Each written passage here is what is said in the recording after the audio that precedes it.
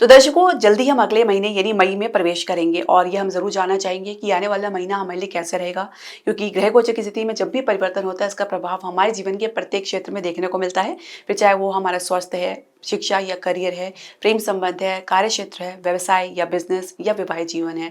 तो इन सबको दुरुस्त करने के लिए या इनको इंटैक्ट करने के लिए ग्रहों की एनर्जी को समझना बहुत ज़रूरी है। और कभी-कभी नकारात्मक परिस्थिति का सामना करना पड़ता है, तो इन ग्रहों का जो है उपाय करना भी बहुत ज़रूरी है, जिसका हम आप वीडियो के अंत में करेंगे। तो वीडियो के अंत तक आप ज़रूर बने रहें। और साथ ही हमारी मासिक राशि पारदर्शी श्रृंखला में हम आज अपनी आखिरी राशि मीन राशि के बारे में चर्चा करेंगे, यानी मीन राशि वालों के लिए आने वाला मई का महीना कैसा रहेगा। हर किसी दर्शकों, वैदिक एस्ट्रोकेद में आपका स्वागत है। मैं ज्योतिष आचार्य पूजा। तो मीन राशि वाले अपनी जन्म राशि लगन के अनुसार देख सकते हैं जो ग्रह गोचर की स्थिति बनने जा रही है मई के महीने में। शुरुआत में वो इस प्रकार है। लगन में शुक्र, बुध, राहु और शनि गोचर कर रहे हैं। शुक्र की अवस्था उच्च की है और बुध की अवस्था नीच की है, नीच भंग भी हो रहा है। शनि के साथ राहु यहाँ पे मिलकर श्रापित योग का निर्माण कर रहे हैं। सूर्य आपके उच्च अवस्था में द्वितीय भाव में गोचर कर रहे हैं। लग्नेश बृहस्पति तृतीय भाव में गोचर कर रहे हैं। मंगल नीच अवस्था में पंचम भाव में गोचर कर रहे हैं कर्क राशि में। और केतु आपके सप्तम भाव में गोचर कर रहे हैं कन्या राशि में। अब इसमें परिवर्तन की शुरुआत होगी बुध से 7 मई को, जिसमें बुध जो है मेष राशि में प्रवेश करेंगे, यानी कि जो बुध आपके लगन से निकल के द्वितीय भाव में आ जाएंगे। बृहस्पति 14 मई को राशि परिवर्तन करके मिथुन राशि में आ जाएंगे। आपके लग्नेश जो है चतुर्भाव में, केंद्र भाव में आ जाएंगे। बहुत ही बढ़िया है ये पोजीशन आपके लग्नेश के लिए, क्योंकि बृहस्पति तृतीय भाव में कंफर्टेबल महसूस नहीं करते हैं। सूर्य अगले दिन राशि परिवर्तन करेंगे, यानी 15 मई को ये वृषभ राशि में प्रवेश कर जाएंगे, तृतीय भाव में आ जाएंगे। राहु उसके बाद राशि परिवर्तन करेंगे 18 मई को ये कुंभ राशि में, और केतु सिंह राशि में आ जाएंगे। यानी राहु आपके द्वादश भाव में आ जाएंगे और केतु आपके छठे भाव में आ जाएंगे। इसके अलावा बुध पुनः राशि परिवर्तन करेंगे 23 मई को, ये वृषभ राशि में आ जाएंगे। और शुक्र आखिरी में 31 मई को राशि परिवर्तन करेंगे, ये मेष राशि में आ जाएंगे द्वितीय भाव में। अब ये सारे जो परिवर्तन आप देखेंगे मई के महीने में, और इसका परिणाम आपको क्या देखने को मिलेगा, इसका विश्लेषण आपको देने से पहले मैं आपसे एक निवेदन करना चाहूंगी कि आप हमारे चैनल को सब्सक्राइब करें, बेल नोटिफिकेशन जरूर प्रेस करें। इसके अलावा आप हमारे चैनल को लाइक और शेयर जरूर करें। तो स्वास्थ्य की बात करेंगे तो कुछ लड़ाई झगड़े की संभावना अधिक देखी गई है, देखी जा सकती भी है, क्योंकि सूर्य आपके द्वितीय भाव में गोचर करे उच्च अवस्था में। तो वाणी थोड़ी सी अनियंत्रित हो सकती है, या पिता के साथ कुछ मनमुटाव या परिवार को लेकर कुछ मतभेद देखा जा सकता है। साथ ही स्वास्थ्य संबंधी समस्या में आंखों की समस्या, शुगर की समस्या आपको परेशान कर सकती है। साथ ही स्किन से रिलेटेड प्रॉब्लम भी कुछ आपको परेशान कर सकती है, या कोई पुरानी समस्या फिर से उभर सकती है। द्वादश भाव के शनि आपके लगन में गोचर कर रहे हैं, यहाँ पे राहु के साथ शापित योग का निर्माण कर रहे हैं। खर्चे को लेकर कुछ परेशानियां या मानसिक स्ट्रेस भी देखा जा सकता है। इसके अलावा केतु की दृष्टि भी पड़ रही है, तो कहीं ना कहीं डिटैचमेंट की भी आप एक अवस्था देख सकते हैं, जहाँ पे खुद को दूसरों के साथ कटा हुआ महसूस कर सकते हैं, या लोगों को अपने साथ घुलते मिलते हुए नहीं देख पाने की वजह से भी आपकी अपेक्षाएं अधूरी रह सकती है, जिसकी वजह से भी थोड़ा हताशा निराशा देखी जा सकती है।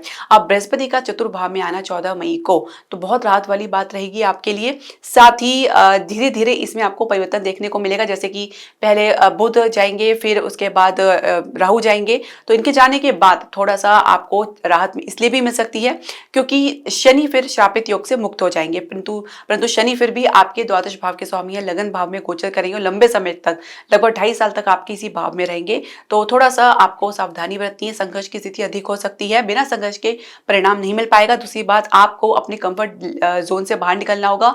आलस इसके कारण कुछ काम को आगे टाल सकते हैं, तो वो आपके लिए एक समस्या का एक कड़ी बनती हुई चली जाएगी। तो कंफर्ट जोन से बाहर निकल के ही आपको सफलता देखने को मिलेगा।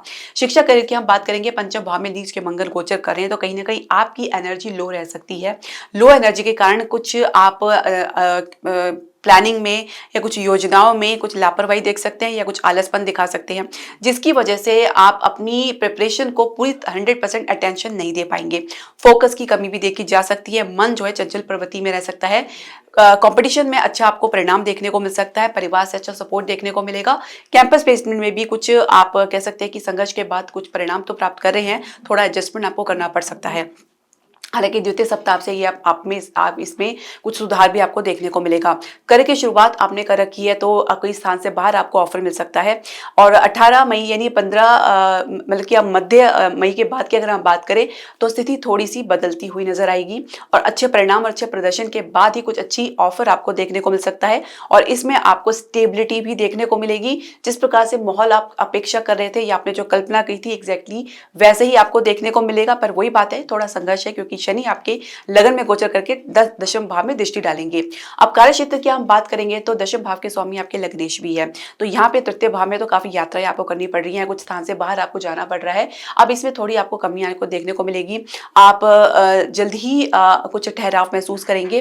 कुछ अनुभव जो आपको मिला है उसके आधार पर आपका जो प्रमोशन की आप प्रयास कर रहे हैं, जो आगे ग्रोथ की प्रयास कर रहे हैं, तो उसके लिए तो आप काफी तत्परता दिखा रहे हैं। शुरुआत में अगर मैं कहूँ तो कुछ निराशा आपको देखने को मिल सकती है, लेकिन हाँ, आपको मध्य मई के बाद ही कुछ आपको इसमें उम्मीद की किरण नजर आ सकती है, परंतु बिना संघर्ष के परिणाम नहीं मिल पाएगा, क्योंकि हर स्टेप के लिए, हर निर्णय के लिए, हर परिणाम के लिए आपको संघर्ष करना ही पड़ सकता है, और ये कभी कभी आपको किसी के साथ या किसी के विरुद्ध भी खड़ा कर सकता है।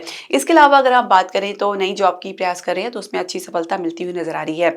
व्यवसाय की, बिजनेस की यहाँ बात करेंगे तो छठे घर के स्वामी लगन में ही गोचर करें, स्थिति तो अच्छी है और नीच भंग भी हो रहा है बुध का। केतु थोड़ा सा मामला खराब करें, यहाँ पे बैठ के कहीं ना कहीं परिणाम को बहुत हद तक प्रभावित करें, जहाँ पे एक संकुचित परिणाम आपको देखने को मिल पा रहा है। एक कह सकते हैं कि लिमिटेड, एक सामान्य परिणाम के साथ आपको संतोष करना पड़ रहा है। जितना भी प्रयास कर रहे हैं, जितना भी कोशिश कर रहे हैं लाभ के लिए या प्राप्ति के लिए या ग्रोथ के लिए, तो कहीं ना कहीं उसमें आपको संघर्ष या कुछ एडजस्टमेंट या कुछ समझौता करना पड़ रहा है। अब एकादश भाव के स्वामी और द्वादश भाव के स्वामी लगन में गोचर कर रही हैं, तो आपको 18 मई के बाद तो कुछ आपको परिवर्तन देखने को मिलेगा। पूर्णतः अगर मैं कहूँ तो 100% परिणाम तो नहीं मिल पाएगा, लेकिन ये बात भी है कि जितना आपको अर्निंग होगी उतना आपको एक्सपेंडिचर भी होगा, यानी खर्चा भी होगा, और कहीं ना कहीं इसमें आपको बैलेंस बनाने की आवश्यकता पड़ सकती है। उतना ही आप खर्चे पे ध्यान दें जितना जरूरी है। इसके अलावा विदेश के लिए प्रयास कर रहे हैं तो आपको मध्य मई के बाद ही कुछ सफलता देखने को मिलेगी। उसके अलावा अगर हम समझे तो फाइनेंशियल सेक्टर की हम बात करेंगे तो काफी संघर्ष इसमें देखा जा सकता है। बजट की समस्या शुरुआत में अगर हम देखें तो सुलझती हुई नजर आ सकती है। प्रेम संबंध की बात करेंगे तो कहीं ना कहीं मंगल की एनर्जी आपके रिलेशनशिप को प्रभावित कर सकती है, जहाँ पे लो एनर्जी के कारण कुछ खेल खराब हो सकता है आप लोगों के बीच में। और विवाह की चर्चा तो बेनतीजा ही रह सकती है, कितना भी प्रयास कर ले, जब तक केतु आपके सप्तम भाव को नहीं छोड़ेंगे तब तक विवाह की चर्चा चलाना या उसको फाइनल करना बहुत ही मुश्किल रह सकता है। विवाहित दंपति की बात करेंगे तो आप लोगों के बीच में जो सामंजस्य की कमी बनी हुई है वो धीरे धीरे दूर होने का समय आ गया है, और जो 1 साल से आप लगभग एक दूसरे के साथ कुछ नीरसतापन, उदासीपन या कुछ डिस्टेंस देख रहे हैं, तो उसमें भी आपको कमी देखने को मिलेगी। और ये आपको परिवर्तन 18 मई के बाद देखने को मिलेगा, जब केतु आपके सप्तम स्थान को छोड़ के छठे भाव में आएंगे और राहु जो है आपके द्वादश भाव में आएंगे। थोड़ी कल्पनाएं आपकी बढ़ सकती है, इमेजिनेशन आपकी बढ़ सकती है। वास्तविक स्थिति में जितना आप अपने आप को जोड़ के रखेंगे उतना ही आप भविष्य की समस्याओं और उलझनों से दूर रहेंगे। अब हम बात करेंगे आपके संतान प्राप्ति के कुछ योग की, तो देखिए अभी शुरुआत थोड़ी सी फीकी रह सकती है, प्रयास आपको अधिक करने पड़ सकते हैं। और इसके अलावा अगर हम बात करें संतान से, तो संतान के कारण कुछ अवरोध या गतिरोध देखने को मिल सकता है। अब उपाय की बात कर लेते हैं। देखिए उपाय में आपको मंगल का भी उपाय कर सकते हैं, क्योंकि मंगल अभी फिलहाल 1 मई तक यहीं पे रहेंगे, तो मंगलवार को आप गाय को मीठी रोटी जरूर खिलाएं, हनुमान चालीसा का नित्य पाठ करें। इसके अलावा आप सप्तमेश और बृहस्पति को निरंतर मजबूती प्रदान करते रहें शुरुआत में, क्योंकि अभी ये दोनों ही थोड़े से वीक रहेंगे। तो बुध के लिए आप चाहे तो प्रत्येक बुधवार को गाय को हरा चारा खिला सकते हैं, गणेश जी को दुर्वा घास अर्पित कर सकते हैं, ओम श्री गणेशाय नमः का नित्य 108 बार जाप जरूर करें। ये आप जो आसान उपाय है आप इसे निरंतर करते रहें। इसके अलावा दर्शकों, आपकी जो भी प्रश्न, सजेशन या क्वेरी आप हमारे कमेंट बॉक्स में जरूर डालें। हरे कृष्णा।